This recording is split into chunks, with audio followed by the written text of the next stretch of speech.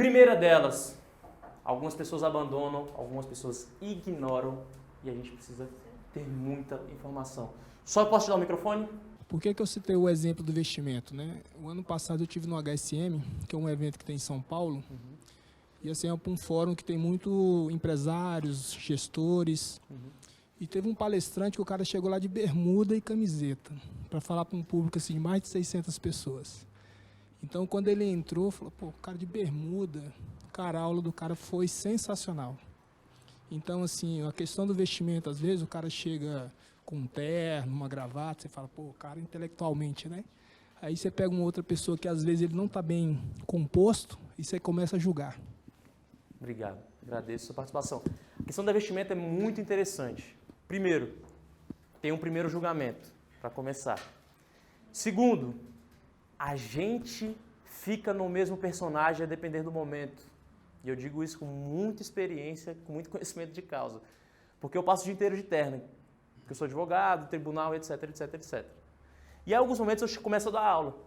Se eu ainda tiver com o mesmo personagem de terno e gravata, vai ter muita gente que vai me achar arrogante. E ao mesmo tempo tem que ser muito a ver com o meu perfil, meu perfil de apresentação. Imagine se vocês chegam aqui, então eu e o Pedro de terno e gravata. Eita. Terno e gravata para um momento desse, sábado. Tem que encaixar muito com o seu público-alvo e com o seu tipo de apresentação. Tomar muito cuidado para não misturar os seus personagens também. Eu gosto muito dessa questão de personagem. Nós temos que encarar alguns personagens ao longo da nossa vida, ao longo do nosso dia. Caso contrário, a gente vai misturar os personagens. O seu problema do trabalho vai ser levado para casa e a vestimenta ajuda muito nisso. Por exemplo, eu troco. Eu troco de roupa quando eu vou dar aula e eu troco de roupa, por exemplo, quando eu chego em casa. Primeiro ato meu quando eu chego em casa é trocar de roupa. Para não carregar as informações, para eu me olhar e perceber, não, é o outro Diogo agora, é outro momento da minha vida. Então, é muito importante essa sacada da vestimenta. Conexão visual. Se eu falar para vocês, falar com vocês assim, tiver gente mexendo no celular, eu vou saber? Não tem como. Se eu começar a falar com vocês aqui, pessoal, boa noite, boa tarde, meu nome é Diogo, sou sócio do Pedro. Qual a sensação que vocês têm?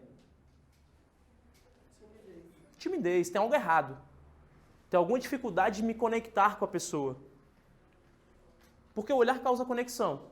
O olhar leva a ter conexão. É o primeiro momento de conexão. Vamos lá, você pega uma novela, um filme, aquele momento que está tendo aquele encanto com as pessoas, entre duas pessoas. A pessoa faz... Para com isso. Porque não está querendo olhar, está tendo aquela timidez daquele momento. E a gente precisa ter conexão visual. Primeiro, para saber o que as pessoas estão pensando, porque elas vão expressar algo. Segundo, para eu conseguir lapidar a minha informação de acordo com os sentimentos da pessoa que estão sendo passados por meio das expressões faciais. E aí eu vou conseguir me comunicar melhor. Eu vou conseguir abrir minha porta e abrir a porta da pessoa, por meio da conexão visual. Então, primeiro, demonstra confiança. Confiança em quê? Confiança em me conectar com a pessoa. Não tenho nenhuma dificuldade de me conectar. Eu posso me conectar. Se eu começar a falar aqui olhando para baixo, olhando para cima, vocês vão falar, parece que não domina o conteúdo. Parece que está desconfortável. Parece que não está confiante no que vai falar. Então, primeiro. Segundo, valorize as pessoas. Eu valorizo vocês quando estou olhando para vocês. Se eu começar a olhar para cima, ficar disperso... O que vocês fizeram naquele momento de dispersão, no momento que era para fazer objeção?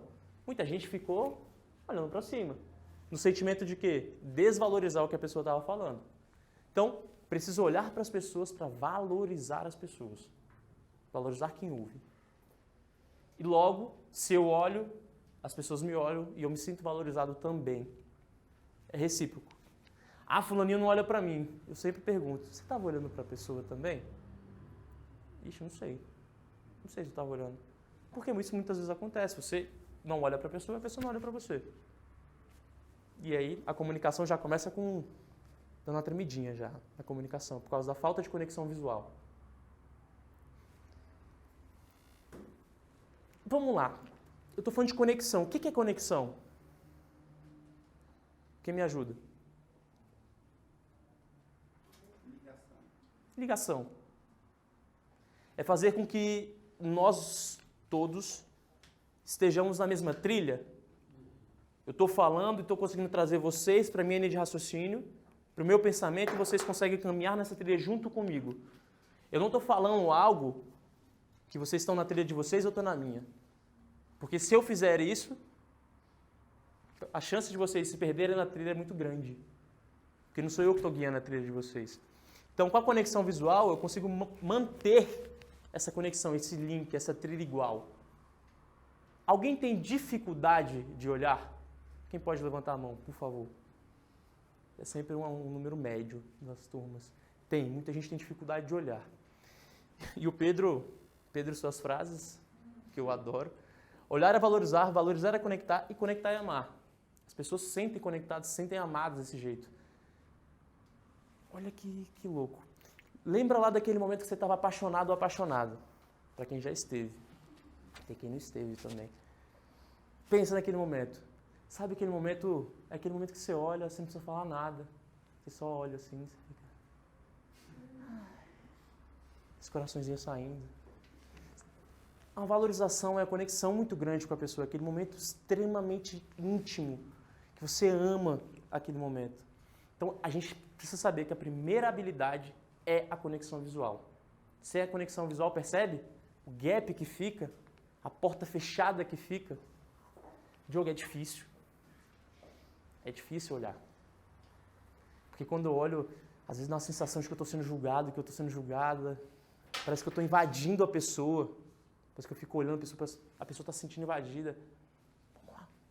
Pensa, será que eu me sinto invadido ou invadida quando as pessoas me olham? Pode ser que por isso eu começo a pensar que as pessoas se sentem invadidas quando eu olho. Diogo, então eu vou conversar assim. Ciclope. Nem tanto. Tem muitas pessoas que não conseguem se sentir confortáveis com o olhar. Então também não... Aí você vai valorizar, você vai gerenciar os seus sentimentos, gerenciar o sentimento da pessoa, porque você vai perceber que a pessoa não está se sentindo confortável com o olhar. Então, você não vai ficar olhando também 100% do tempo para o olho dela, porque ela vai querer desviar. Olha um pouco, desvia um pouco, mexe na caneta, escreve no papel, e assim você vai, toma um suco, vai atingindo o equilíbrio, tanto o seu, de conforto, quanto da pessoa, de conforto, em relação à conexão visual. Agora, não deixe de olhar. Caso contrário, você vai estar desvalorizando a pessoa e se desconectando dela. Jogão, só com qual dos 4 medos, das origens do medo, que o olhar tem mais a ver? O medo de olhar? Julgamento, crenças, rejeição ou desconhecido? Julgamento? Alguém dá mais? Só. Rejeição? Julgamento e rejeição, os principais. Porque é muito difícil julgar sem olhar. Isso aqui eu posso ficar aqui de olho fechado, o Diogo falando, e eu vou julgar só o som. É uma parte que eu posso julgar que ela é pequena. Quando eu olho, fica todo esse cenário para mim. Quando o medo do julgamento não existe mais, o medo de olhar não existe mais. E a gente só consegue, a gente começa a ficar... Por que a gente não quer olhar? A gente não quer ser rejeitado, a gente não quer receber julgamento. Porque é mais fácil. Agora a gente não está aqui no sábado para fazer o que todo mundo faz. A gente está aqui para fazer diferente, para fazer algo novo, para trazer a comunicação mais efetiva para as pessoas. E é esse o nosso propósito. Então, como é que a gente vai fazer isso? Conexão visual. Alguém tá aí já? Pode falar, Marina, por favor. Lá na Renner, a gente tem os nossos passos da venda, que a gente passa para o colaborador quando ele entra e reforça durante a carreira dele. E o principal passo da venda dele é a conexão através do olhar. E é uma das grandes dificuldades que a gente tem, é fazer esse time se conectar, porque eles têm um medo muito grande da rejeição. Então, muitas vezes, eles entram dentro de processos e não se conecta com o cliente que entra dentro da loja, porque ele tem um medo da rejeição. Sendo que faz parte, né, do processo de venda. Faz parte.